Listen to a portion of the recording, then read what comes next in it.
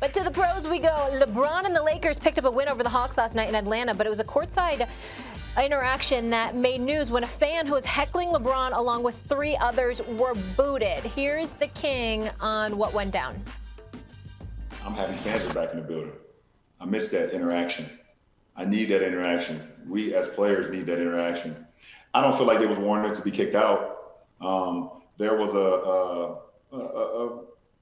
back and forth between 2 grown men, and then when someone else jumped into it and said their piece, and it kind of got blown out of proportion.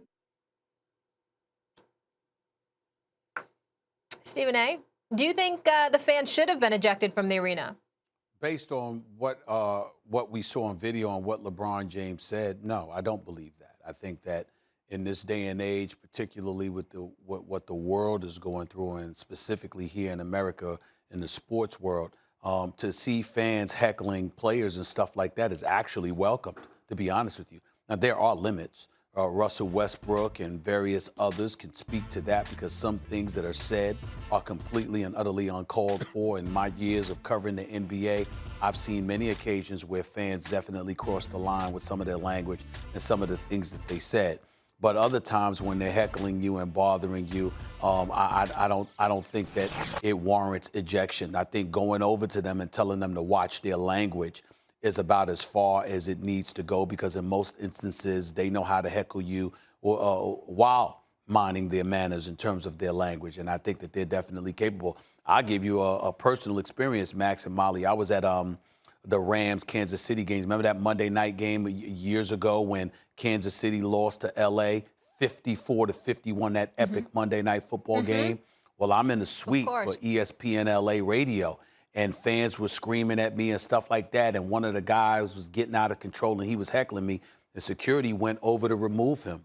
And I told security, no, leave him alone, it's okay. And I looked at the guy, and I just said, just watch your language, and you good. And he actually thanked me for it. He still heckled me, but he heckled me in PC fashion, not rated R. And as a result, we all ended up having fun. I was messing with them, they were messing with me, and it's all in fun. And I think that's the kind of thing that LeBron is alluding to when he talks about how the fans shouldn't have been ejected. She seemed a bit acerbic when she jumped into the fray, whoever that person was, with the gentleman LeBron was arguing with. But I appreciate what LeBron is saying. You kind of missed that, and you want to see that, because the fans are an integral part of what makes the game special. And watching these games without them in attendance, even though I really appreciate the players playing and playing with the fervor that they're playing with, I really do miss the fans there. So I appreciate where LeBron came from on this, and I agree with his assessment.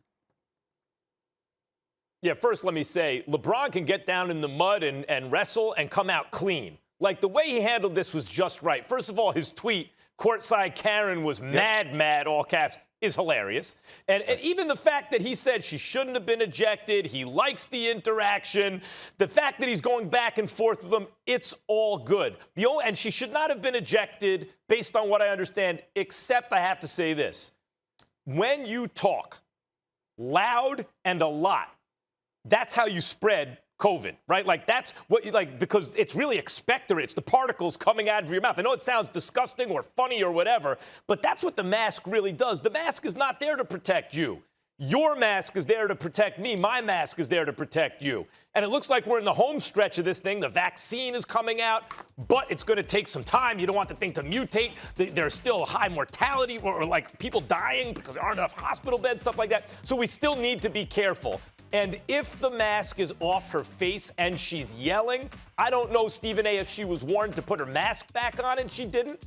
But if she's yelling with her mask down, then I could see that being the basis of her removal. That has not been reported, that they told her, hey, put your mask back on, and they didn't. But that's one way I could see, okay, I get it. She's got to go. Otherwise, it doesn't seem like just even cursing back and forth. It's not like there's a way that you can use language that you can't repeat, for example, on ESPN airwaves, that is still not over the line in terms of kind of common trash talking. And it seems like that was the case here. So unless it was a mask issue, I don't think, based on what I know, she should have been removed.